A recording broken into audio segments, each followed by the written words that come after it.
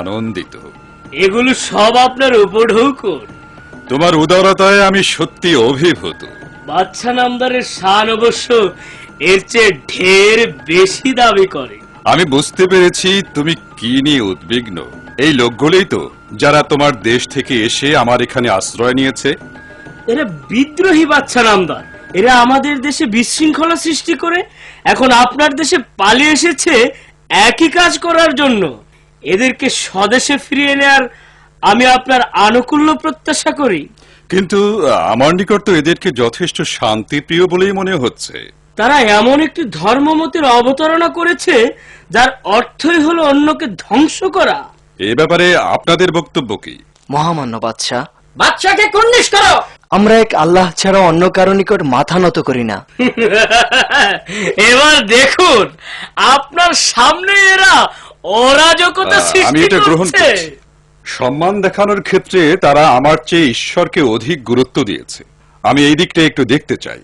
আপনি বলুন। মানব জাতির একমাত্র প্রভু হচ্ছেন আল্লাহ। আমরা এতদিন অজ্ঞতাবশতই মানুষের সামনে মাথা নত করে আসছিলাম। তখন আল্লাহ আমাদের জন্য একজন নবী পাঠালেন।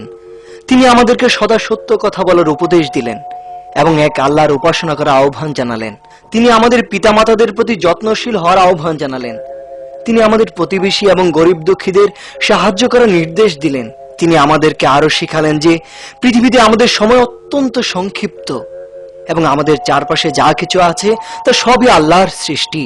এই পৃথিবী এবং আমাদের এই ক্ষুদ্র দেহ সবকিছুর যত্ন আমাদেরকেই নিতে হবে এবং আমরা কতটুকু কাজ আল্লাহর নির্দেশ মেনে করলাম তা নিয়ে একদিন তার সামনে দাঁড়াতে হবে। আমর, দেখো তারা যা বলছে তা একরকম যিশুর শিক্ষার মতোই। না বাদশা নামদার, ওরা আপনার ধর্মকে সম্মান করে না। ওরা বলে যে যিশু ঈশ্বরের পুত্র নয়, সেও নাকি একজন সাধারণ মানুষ। যিশু সম্পর্কে আমাদের নবী যা বলেছেন আমরাও আপনাকে তাই বলছি। তিনিও আল্লাহর একজন বান্দা এবং প্রেরিত পুরুষ। এই একই ধরনের বাণী এবং শিক্ষা তিনি পবিত্র রমণী মরিয়মকেও শিখিয়েছিলেন এবং তাঁরই কুদরতি ইশারায় মরিয়মের গর্ভে যিশুর জন্ম হয়। দেখা যাচ্ছে যে আমরা যা বিশ্বাস করি এবং আপনারা যা বিশ্বাস করেন তা এই দুটি পৃথক আলোকরশ্মির মতো, যাদের ধারা দুটি কিন্তু উৎসমূল এক। পর্বত সমান স্বর্ণের বিনিময়েও আমি আপনাদেরকে ওদের হাতে তুলে দেব না। আপনারা যতদিন ইচ্ছা আমার মেহমান হয়ে থাকতে পারেন। শুকরিয়া আল্লাহ। আপনি ইচ্ছা করলে থেকে যেতে পারেন অথবা উপঢৌকন নিয়ে মক্কায় ফিরে যেতে পারেন।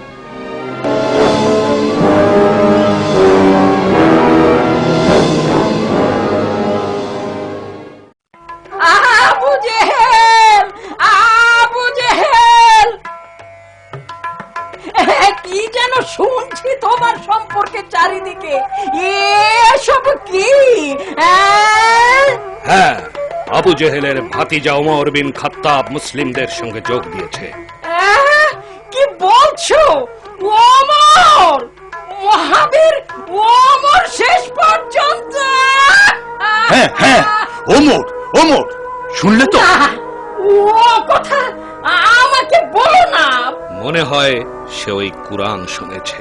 সে বলেছে যে এর সৌন্দর্য তার অন্তরকে নাকি পরিশ্রুত করেছে।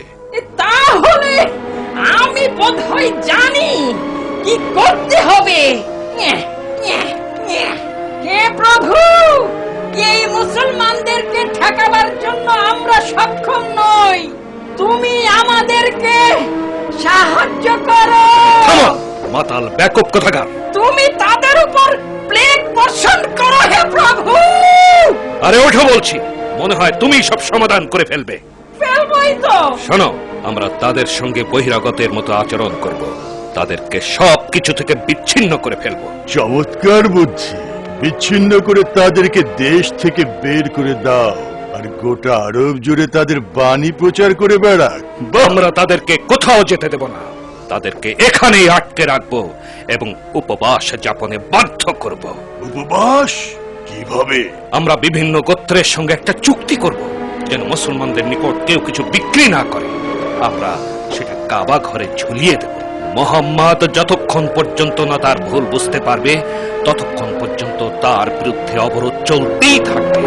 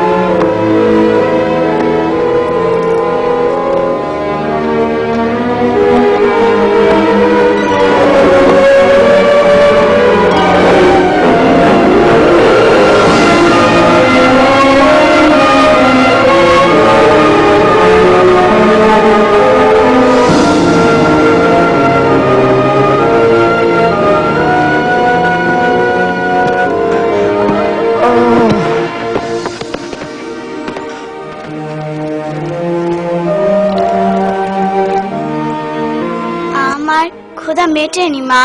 আমি জানি মা, আমি জানি।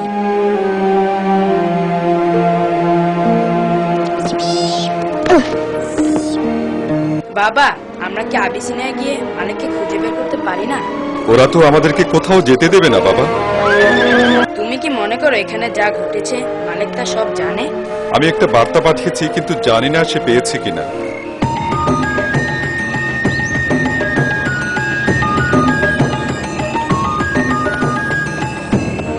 না না, তুমি এভাবে একা একা যেও না। আমার পরিবার যেখানে না খেয়ে আছে সেখানে আমি কি করে বসে থাকি? এই নাও আম্মা, এখানেই সব। মুহাম্মাদের প্রিয়তমা স্ত্রী খাদিজার যা ছিল তার সবই তো বিক্রি করে দিয়েছেন আমাদের কাছে, কিন্তু এতেও তো বেশি দিন চলবে না। কে ভেবেছিল যে এই অবরোধ 3 বছর ধরে চলবে?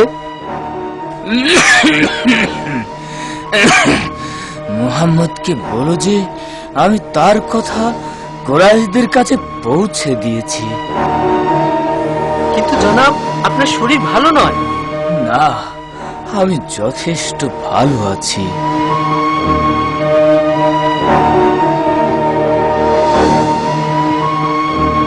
আবু তালেব, এ তোমাকে অমন অসুস্থ আর দুর্বল অবস্থায় দেখে আমি অত্যন্ত মর্মাহত।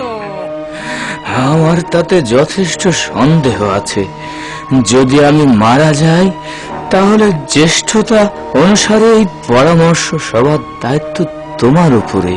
তখন আশা করি মুহাম্মদের ব্যাপারে সিদ্ধান্ত নেওয়াটা তোমার জন্য সহজতর হবে। হ্যাঁ, তা তো বটেই। তাহলে শোনো, স্বয়ং মুহাম্মদই আমাকে তোমাদের কাছে পাঠিয়েছে। সে আমার মাধ্যমে তোমাদের জন্য একটা বার্তা প্রেরণ করেছে। যদি সে বার্তা মিথ্যা কিছু হয় তাহলে সে বলেছে তার সঙ্গে তোমাদের যেরূপ ইচ্ছে আচরণ করো, আর যদি সত্যি হয় তাহলে তোমরা মুসলমানদের উপর থেকে অবরোধ উঠিয়ে নেবে।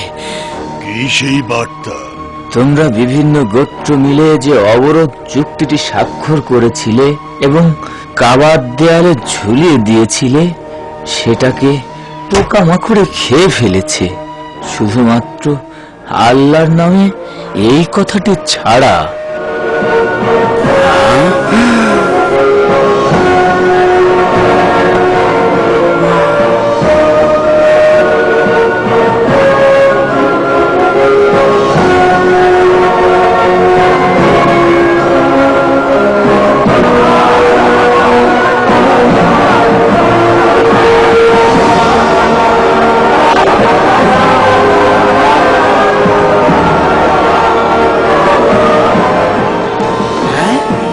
আমি জান, বাবা আমার, তুই এসেছিস? ঠিক সময়